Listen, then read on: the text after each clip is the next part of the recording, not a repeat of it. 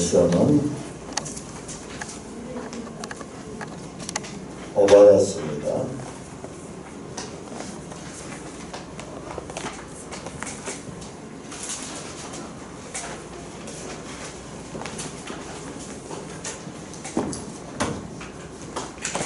하나님의 말씀은 오바다스 1절에서 21절까지 오바다스 한 장짜리 내용입니다. 교독하겠습니다. 오바다의 묵시라. 주 여호와께서 에돔에 대하여 이와 같이 말씀하시니라.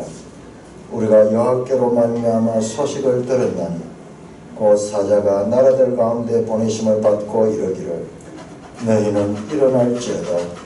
우리가 일어나서 그와 싸우자 하는 것이니라. 보라 내가 너를 나라들 가운데 매우 작게 하였으므로 내가 크게 멸시를 받느니라. 너의 마음의 교만이 너를 속였도다.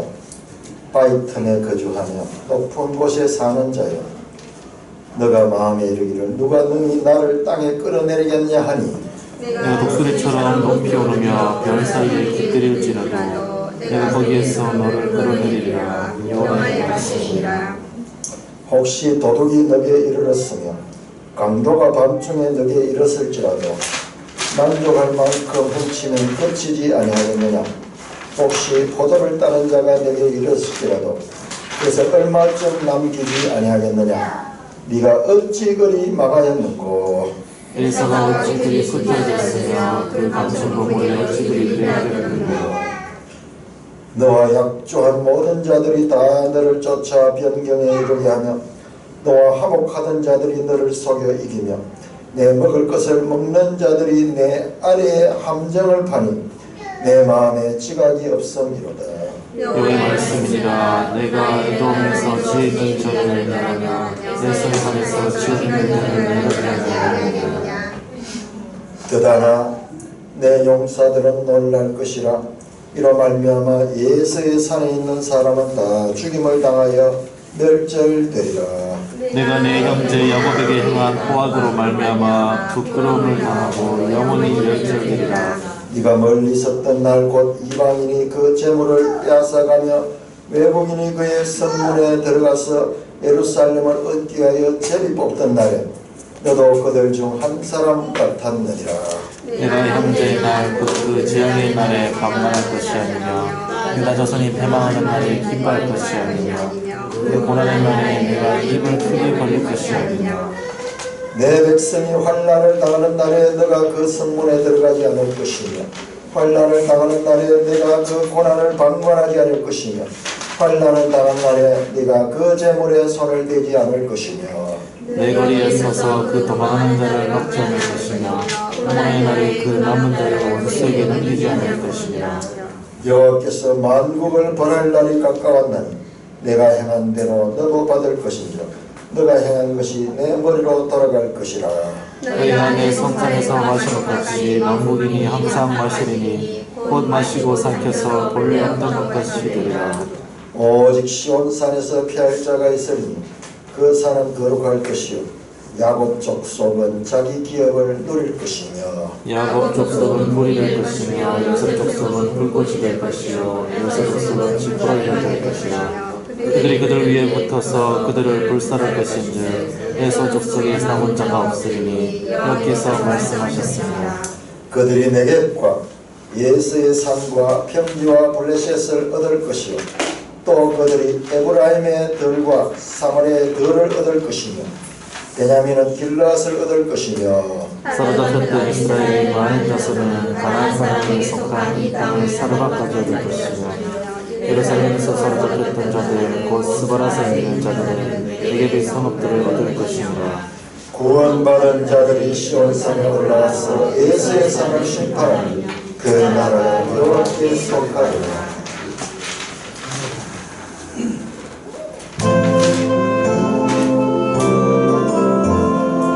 주님 우리의 마음을 여시어 말씀을 깨닫게 하옵소서.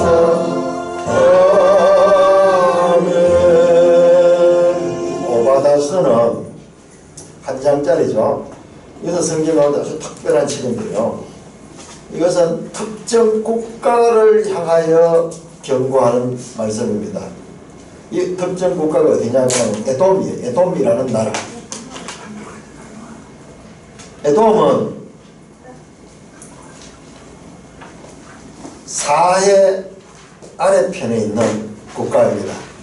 여러분, 이 에돔은 에서의 후손들이 세운 나라입니다. 창세기에 보면은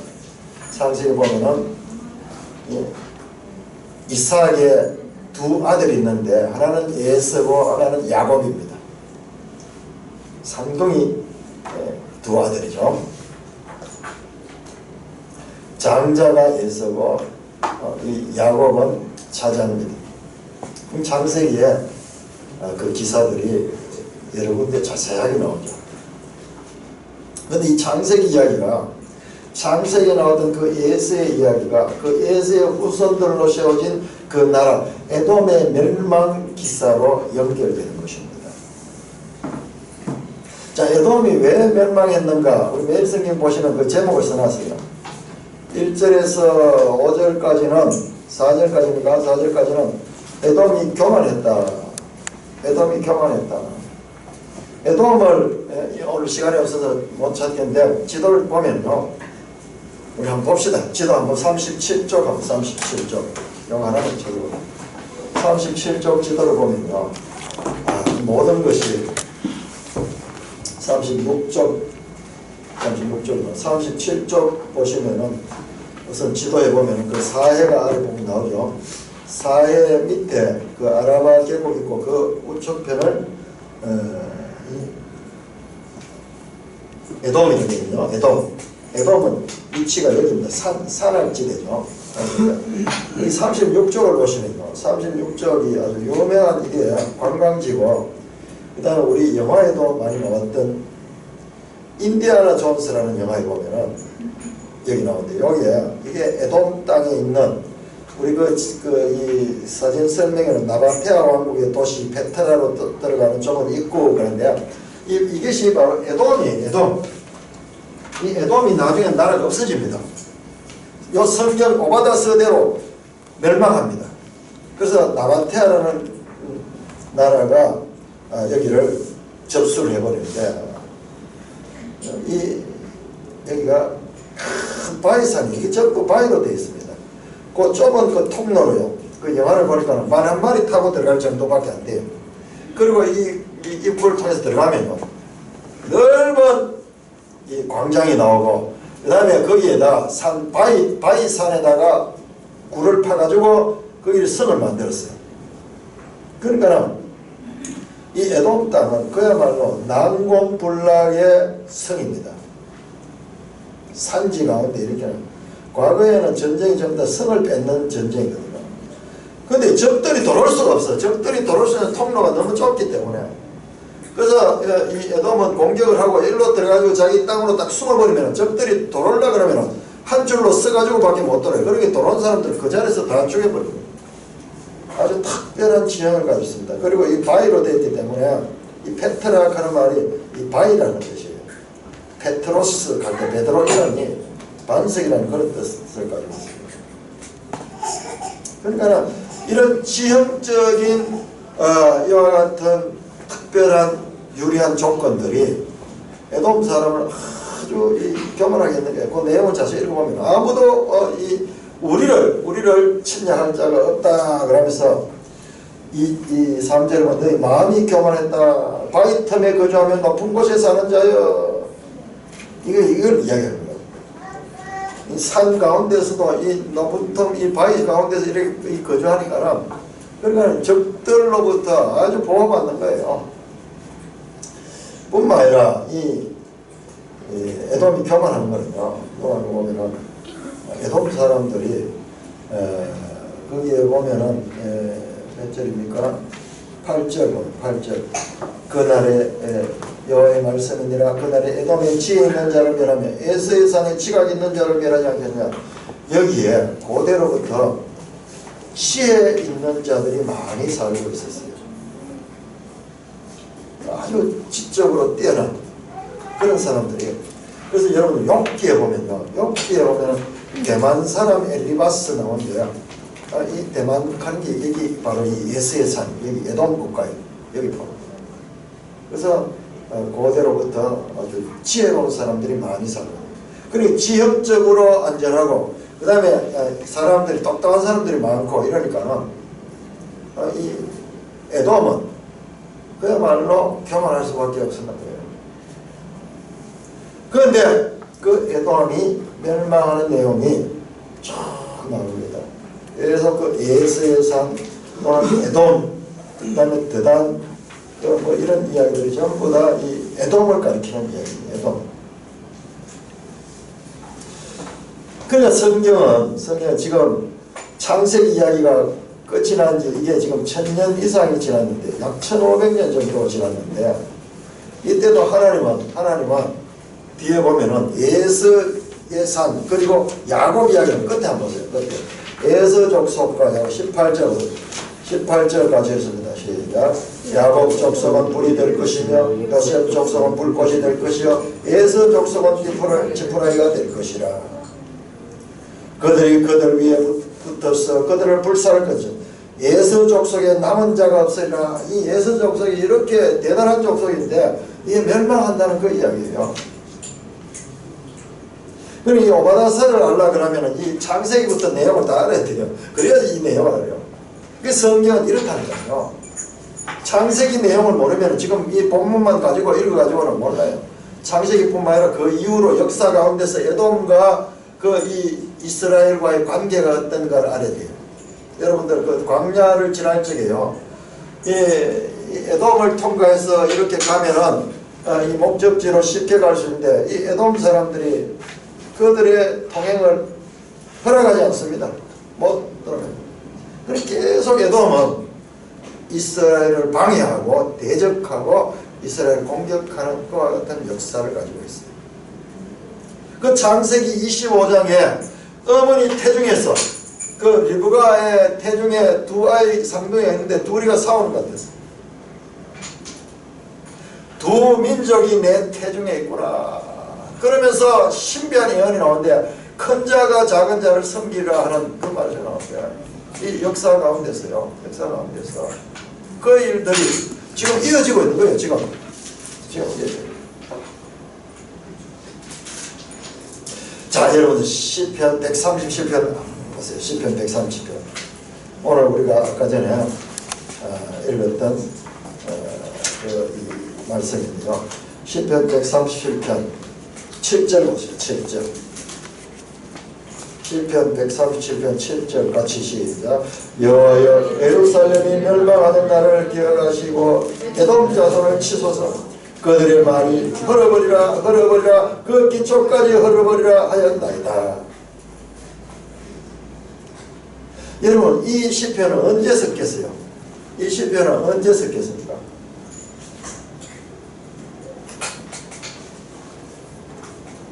멸망하기 전에 썼겠습니까? 멸망한 후에 썼겠습니까? 멸망한 후에 기록이 되어 있습니다. 왜냐하면 그 멸망할 때 그때 장면을 이야기한 거예요.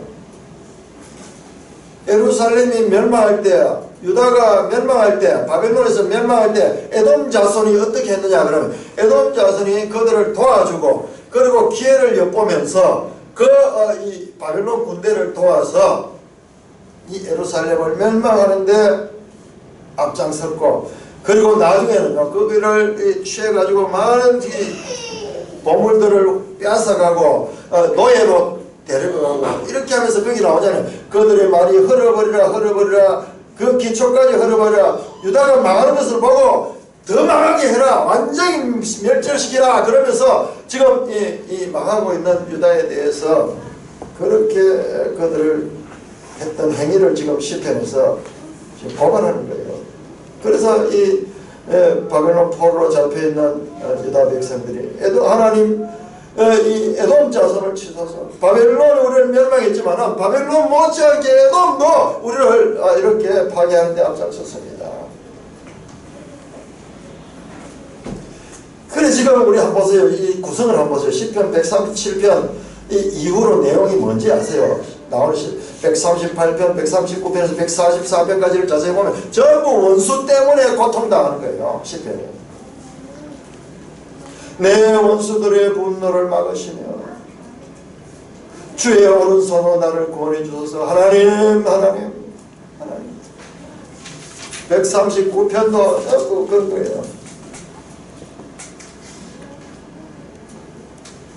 내가 너무 힘들고 고통스럽습니다. 내가 너무 지금 원수들에 의해서 이 고통당하고 있습니다. 139편 보세요. 139편 17절 19절 하나님이여 주께서 반드시 악인을 죽이시리다. 피 흘리까지 즐기는 자들아 나를 떠날지어다. 그들이 주를 향하여 악하게 말하며 주의 원수들의 주의 이름을 헛되이 맹세합니다. 27절 내가 그들을 심히 미워하니 그들은 나의 원수들입니다. 시편마다 원수가 등장. 원수 140편도 마찬가지. 140편 1절에 보시면 여호와여 악인에게서 나를 건지며 포악한 자에게서 나를 보존하소서. 그들이 마음속으로 악을 깨하고 싸우기 위하여 매일 모여 뱀같이 그 혀를 날코라하면서 나를 죽이려 합니다. 나를 삼키려 합니다. 이게 시편입니다.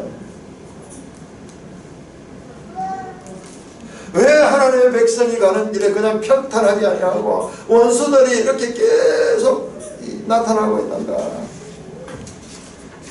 141편도 맞아요. 141편도 여호와여 내가 주를 불러사오니 속히 내게 오시옵소서. 내가 주께 부르짖을 때 내 음성에 귀를 기울이소서. 이렇게 호소하는 거죠. 하나님 불러도 대답 없으니까 지금 이렇게 하는 거예요.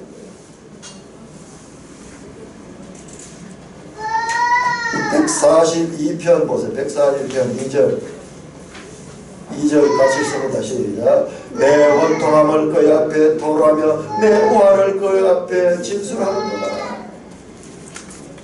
내 영이 내 속에서 상할 때에도 주께서 내 길을 하셨나이다. 내가 가는 길에 그들이 나를 잡으려고 올무를 숨겼나이다. 나를 넘어뜨리려고 올무를 숨겨가지고 악을 꾀하면서 그들이 모여서 계속 공격합니다. 143편도 마찬가지로 3절로 원수가 내 영혼을 핍박하며 내 생명을 땅에 엎어서 나로 죽은 지 오랜 자같이 나를 흑암 속에 두었나이다. 12절에 보니까 12절 주의 인자심으로 나의 원수들을 끊으시고 내 영혼을 괴롭게 하는 자들 다 멸하소서. 이러면서요 이 시편이 계속 지금 원수들에 대한 공격이에요. 그 원수의 대명사가 누구냐 하면 에돔. 우리가 이 땅에서 살아가는 데 있어가지고 우리가 그 삶의 그 원인들을 알 수 없지만 일어나는 일들이 많이 있어요. 예를 들어서 해마다 태풍이 와요. 태풍 없으면 좋겠는데 태풍이 와요. 그래서 많은 피해를 내게 하고 이러는데 그렇지만은 존재합니다. 마찬가지로 우리 성도들의 삶 가운데도 반드시 원수들이 존재한다는 것입니다. 왜 내한테 이런 일이지? 여러분 그건 성경적인 이 질문이 아니에요. 아, 내한테 이런 원수들이 있는 것이 당연하구나. 성경을 보면 그걸 인정을 해야 돼요. 우리 거짓 교사들, 거짓 선자들 우리 지난번에 계속 수요일마다 봤잖아요. 왜 그런 것들이 있을까? 하나님이 교회 가운데 진리만 잊지 못하고 왜 그런 거짓된 것들이 있는가? 있는 거예요. 있는 것이 바로 하나님의 뜻입니다. 하나님의 허락하신 것입니다. 자, 그렇게 가운데서 144편에 보시면 144편에 보면 나의 반석이신 여호와를 찬송하는 내가 그가 내 손을 가르쳐 싸우게 하시고 손가락을 가르쳐 전쟁하게 하시는도다. 그와 같은 원수들과의 관계 가운데서 싸울 수 있는 힘을 하나님이 주십니다. 싸울 수 있는 힘. 그래서 그게 전쟁 용어예요. 싸우게 하시며 전쟁하게 하시는도다. 2절에 여호와는 나의 사랑이시오 나의 요새시며 산성이시오. 이게 전부 전쟁 용어잖아요. 적으로부터 나를 보호하는 요새, 적으로부터 나를 보호하는 산성.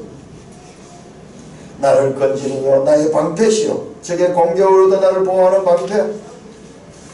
내가 그에게 피하였고 그가 내 백성을 내게 복종하게 하셨나이다.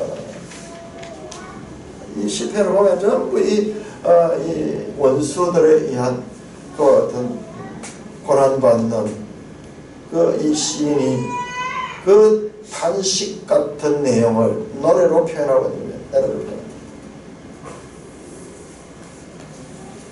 자, 그런데 이렇게 캄캄한 고난의 길을 간 그 끝이 어디냐 하면요, 시편 144편 12절부터 12절부터 15절까지. 이때까지 깜깜한 터널 같은데 갑자기 12편부터 15절에는 새로운 세상이 쫙 벌려져요. 새로운 세상이 벌려집니다. 우리 한번 교독해 볼까요? 144편 12절 15절까지 제가 먼저 읽겠습니다. 우리 아들들은 어리다가 장성한 나무들과 같으며 우리 딸들은 궁전의 양식대로 아름답게 따듬은 모퉁이 돌과 같으며 우리의 곳간에는 뱃고기 가득하며 우리의 양은 들에서 천천과 만만으로 번성하며 우리의 수소는 무겁게 실었으며 또 우리를 침노하는 일이나 우리가 나아가 막는 일이 없으며 우리 거리에는 슬피 부러지심이 없을진데. 시작. 이러한 백성은 복이 있나니 여호와를 자기 하나님으로 삼는 백성은 복이 있도다. 자녀들이요 잘 자라가지고 그렇게 아들 딸들이 다 이 건강하게 잘 자라가지고 장성한 나무 같고 궁전의 양식대로 따듬은 모퉁이들을 갖고요. 그 다음에 우리의 복간 창고에는 먹을 것이 가득하며 이 사람들은 여기 주로 목축을 많이 하니까는 그들의 덜의 양떼들은 천천만만으로 이렇게 병들지 않고 건강하게 잘 번성하고 있고, 수소는 무겁게 실었다. 이것은 좀 간접적인 표현인데, 수소가 힘 있는 수소들이 이 무거운 것을 실어낼 수 있는 그런 수소들이 많이 있다.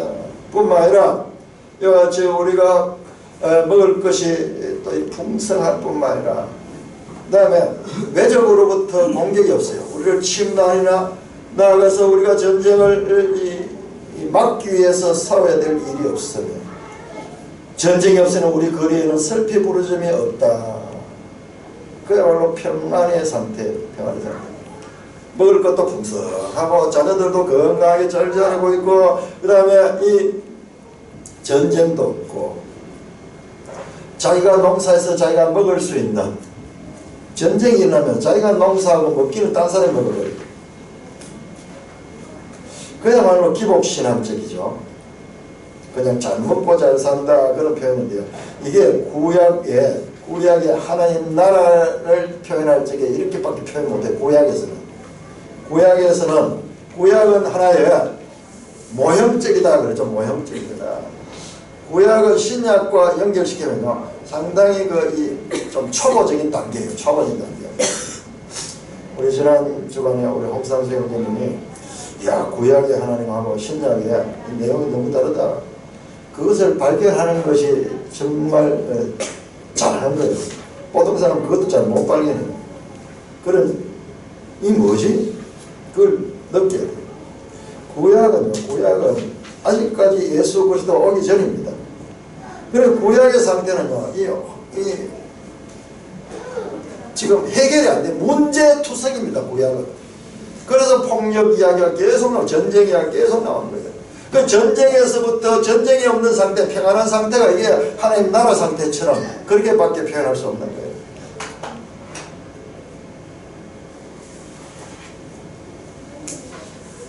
구약은 전부 시각적이고, 그리고 초보적입니다, 초보. 그러면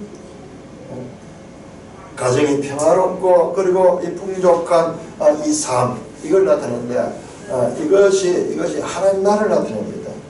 그 앞에 보세요. 계속 전쟁이었죠. 전쟁. 이 원수들과의 싸움. 이제 우리가 앞으로 요한계시록 공부하는데 요한계시록 이야기. 성도들이 하나님의 백성으로 살아가는데 이 땅에서 반드시 이와 같은 고난들이 많이 있다. 그 고난을 당할 적에 그 고난의 이 고통은 하나님 앞에 토하는 거야. 하나님 앞에 토하고 그렇게 저게 하나님께서 우리를 변화시킬 뿐만 아니라 마침내 이와 같은 복을 주신다. 하나님 백성이 받는 복을 받게 한다는 것과 같은 말입니다. 자, 오늘 우리가 봤던 오바다가 바로 이와 같은 원수예요. 원수 에돔. 시편에 에돔이 나왔고, 시편 137편에 에돔이 나왔고, 다시 오바다스에 다시 에돔이 나오는 거예요. 그 중간에 원수 이야기가 쫙 있고, 이 구성을 한번 보세요. 구성. 와, 놀랍잖아요. 137편부터 이 에돔에 대한 이야기가 나오고, 이제 그 시편이 끝난 다음에 오바다에 대한 이야기인데, 이번에는 이 에돔이 멸망하는 거예요. 에돔이 멸망하는 거예요. 에돔이 하나님의 백성들 유다가 멸망할 때 에돔이 승리의 노래를 부르며 기뻐하며 즐거워하며 오히려 이 저들의 멸망이 우리에게 기쁨이 되었다 하면서 그렇게 사실상 형제국가인데 하나님 그걸 다 보는 거예요. 1500년이 지났지만 하나님은 그들을 뭘 보냐? 창세기에 리브가의 태중에 있던 그 이 두 쌍둥이를 보고 있는 거예요. 뿐만 아니라 이삭의 아들로 태어나서 서로 갈등하던 두 형제로 보고 있는 거예요. 하나님의 관점은 그렇게 보이는 거예요. 하나님은 이 구속사를 전체를 다 보시는 거예요. 우리는 눈앞에 봐지 못 보지만, 그래서 이 오바다사 끝에 가면은 야곱 이야기가 나오고 에서 이야기가 나오죠. 에서 이야기가 나오죠. 자, 이 형제국 에돔이 얼마나 하나님 보시기에 가슴 아팠던지, 이 에돔에 대한 상처가 유다 백성이 받는 상처보다 하나님이 더 큰 상처를 받았어요. 자, 오바다 오자리 펴놓고요. 다시 시편 137편 한번 보세요. 137편 7절 여호와여, 예루살렘이 멸망하던 날을 기억하시고 에돔 자손을 치소서. 왜 에돔 자손을 치라 그러냐? 바로 예루살렘이 멸망하던 날, 그날 때문에 그렇습니다. 그날에 했는 그들의 행위. 자, 오바다 10절 보세요. 오바다 10절. 오바다 10절. 자, 하나님이 다시 이야기를 끄집어낸 거예요. 내가 너 형제 야곱에게 행한 포악으로 말미암아 부끄러운다고 영원히 멸절되라. 에돔이 멸망하는 이유는 뭐냐? 형제 야곱에게 행한 포악 때문에 그런 거예요. 그날 보세요. 11절에 네가 멀리 있었던 날, 형제가 그렇게 어려움을 당하는데 너는 멀리 서서 오히려 즐기고 있었다. 멀리 있었던 날,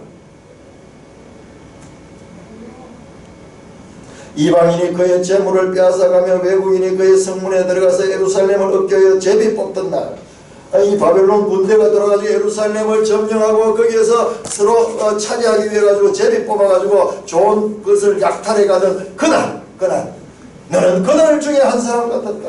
에돔이요, 그들과 똑같이 형제국의 멸망을 기뻐하고 있었던 거예요.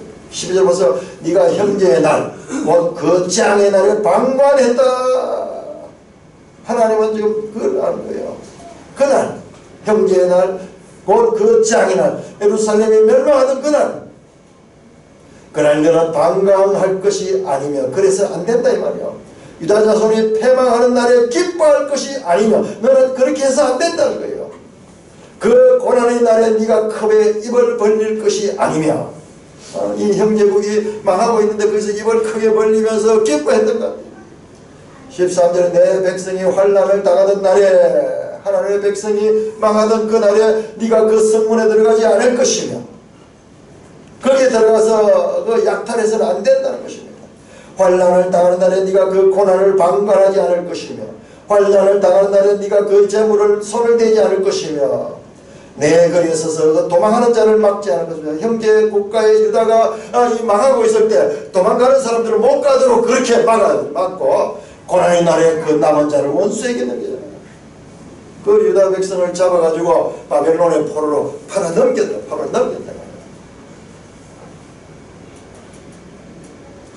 거기 날 가는 것만 뽑았어요. 날가. 네가 멀리 있었던 날, 11절에 제비 뽑던 날, 12절 네 형제의 날, 그 재앙의 날, 그 고난의 날, 12절에 내 백성이 환난을 당하는 날, 또 환난을 당하는 날, 환난을 당하는 날, 세 번이나 반복. 13절에 14절에 그 고난의 날, 고난의 날. 자, 이 날이 바로 예루살렘에 멸망하던 그 날이에요. 이 멸망하던 날, 그 날에 행한 에돔의 악을 하나님은 사무치게 기억하고 있습니다. 우리 역사서를 보면요, 그냥 객관적으로 묘사하고 있어요. 바벨론이 와서 유다를 멸망시키는 내용을 아주 담담하게 객관적으로 그냥 사건을 묘사하고 있습니다. 그런데 선지서는 뭡니까? 선지서는 하나님의 말씀을 대언하는 게 선지서잖아요. 그래서 선지자들의 말에는 하나님의 심정이 들어있어요. 역사서는 그냥 객관적 사실의 나열이고, 선지서는 그 사건을 대하는 하나님의 심정이 묻어있다는 말씀이에요.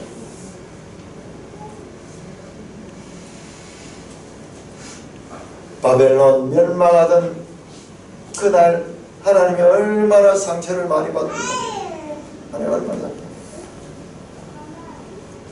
사랑하는 형제 자매 여러분들, 우리가 환난을 당하고 있을 적에 하나님은요 그냥 방관하는 것 같지만 그렇지 않습니다.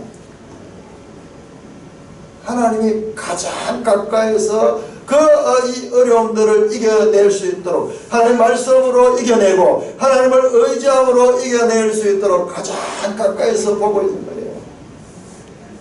그 시험의 날이요, 어떤 면에서는 그야말로 지금 바로 이 고난의 터널이 끝나는 그 날일 수가 있어요.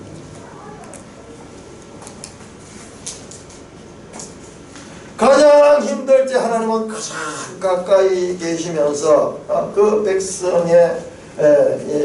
백성이 하나님으로 돌아와서 그 상황을 회복하기를 원하시는 분이 하나님입니다.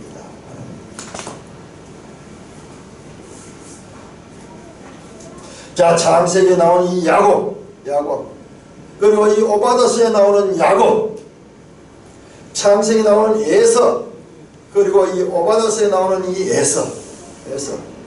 이야, 이 구약성경 자체로도 수미상관.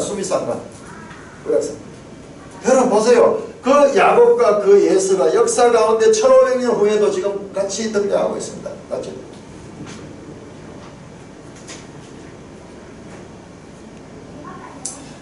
구약성경 마지막 책이 말라기인데요. 말라기에도 에서가 등장합니다. 우리 말라기 1장 한번 보세요. 말라기 1장.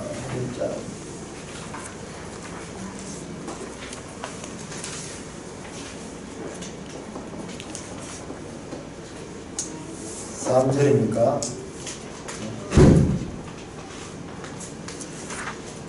에서는 야곱의 형이 아니냐. 그러나 내가 야곱을 사랑했고 에서를 미워했다. 야곱과 에서 이야기가 이 창세기에 등장하고 말라기에 또 등장하면서 이렇게 성경 처음과 끝, 구약 성경 처음과 끝으로 관통하면서 이 이야기들이 연결되고 있습니다. 구약 성경은 이와 같은 유기적인 관계를 가지고 있다.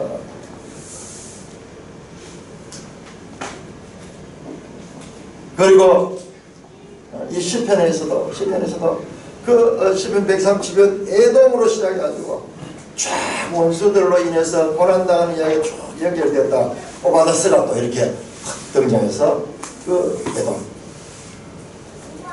에서와 야곱은 둘 다 이삭의 자손들. 신약적인 의미로 둘 다 교회예요, 교회. 이삭은 아브라함의 적자잖아요. 이스마엘이 아니고 이삭. 그 이삭을 통해서 두 아들이 나왔어요. 자, 이것이 우리가 지금 수요일마다 공부했던 바른 교훈과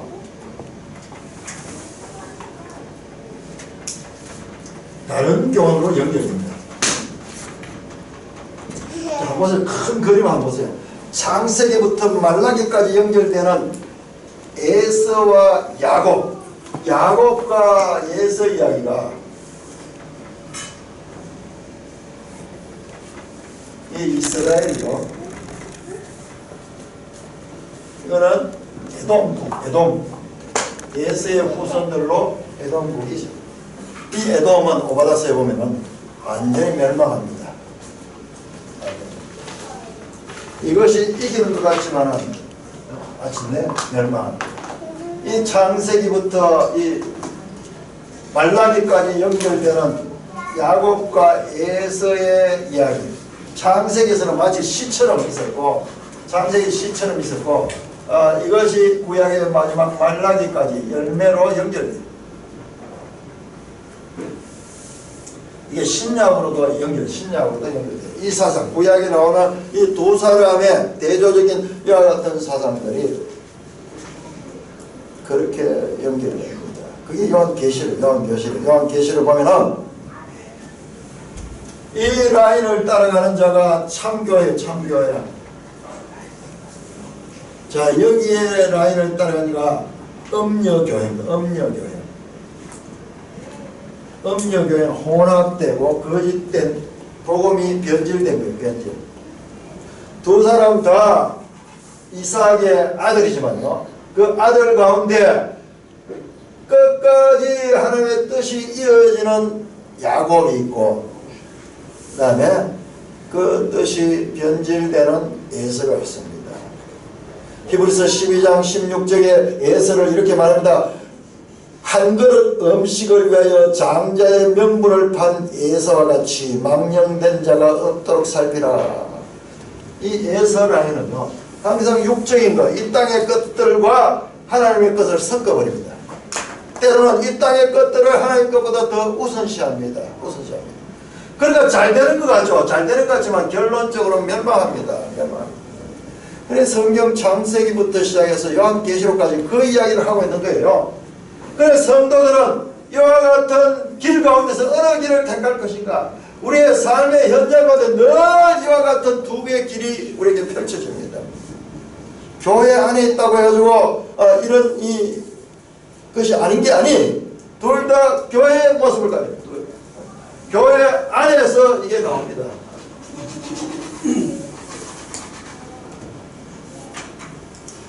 그래서 성도들의 삶은 뭐냐? 전투하는 교회야.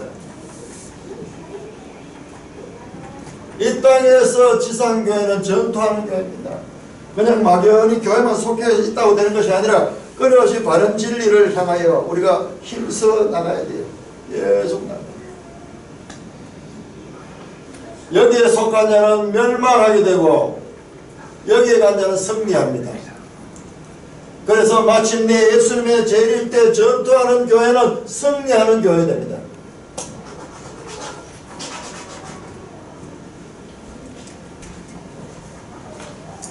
우리가 지난 주간에는 이 시편 짤막짤막하고 오바다서 나오고 이제 말라기로 연결되는데 그 이야기를 쭉 연결시켜보면 이야기가 야곱과 에서 이야기, 그리고 우리 앞으로 살펴볼 이 요한계시록의 주제는 이와 같은 시대 가운데서 하나님의 교회는 승리한다 하는 제목이에요. 그 승리는 이와 같은 싸움을 통해서 쟁취되는 내용입니다. 사랑하는 형제 자매 여러분, 성경 창세기의 족장 이야기, 이 창세기 이야기는요, 처음에 보면 그냥 어수룩한 옛날 이바구 같이, 그야말로 옛날 이바구 같은데, 이거를 성경을 공부하면 할수록 이 창세기가 중요해요. 그러나 그 사도 바울도 계속 이야기를 하다가 아브라함 이야기를 끄잖아요. 아브라함 이야기. 이 족장 이야기는 단순한 한 가정의 인물들 이야기 아니라 인류 역사의 진행과 함께 반복적으로 전개된 하나님의 백성과 그리고 그를 대적하는 자들과의 관계를 보여주는 겁니다. 야곱 이야기는 앞으로 일어날 참 교회의 씨가 그 속에 들어있고, 그 다음에 이 에서 속에는 이 저음녀 바벨론의 씨가 그 속에 들어있습니다. 야곱과 에서의 갈등 관계는 교회 시대의 바른 교훈을 따르는 자들과 다른 교훈을 따르는 자들의 관계를 잉태하고 있는 내용임을 우리는 성경을 통해서 알게 됩니다. 창세기의 울림이 역사 가운데 어떻게 발전적으로 전개되는 것을 아는 것이 바로 성경을 아는 것이고, 우리 신약 성도들은 그것을 바르게 깨달아야 돼요. 그래서 우리가 항상 이 두 가지 길 가운데서 이 승리하는 구원의 길로 나가야 됩니다. 족장 시대부터 요한계시록까지 일관되게 계시되고 있는 하나님의 구원의 길을 바르게 알고 그 길에서 벗어나지 않고 영생의 하나님 나라의 복을 얻는 산돌교회 되시고 주님의 이름으로 축원합니다. 네. 하나님 아버지 은혜를 감사합니다. 참으로 낙권으로 한 권 한 권으로 봤을 적에 전혀 일관성 없는 내용인 것 같지만, 자, 이것이 이렇게 에돔으로 해서 에돔으로 연결되면, 또 야곱으로 인해서 또 야곱으로 연결되면, 마침내 교회 시대까지 연결되는 그와 같은 것들을 살피게 하심을 감사를 드립니다. 참으로 이 66권 말씀이 우리에게 계시하고자 하는 뜻을 바르게 깨닫고 하나님의 백성들이 누리는 영광된 삶 가운데서 하나님 나라 백성 되게 하여 주시옵소서. 예수님 이름으로 감사하며 기도드리옵나이다. 아멘.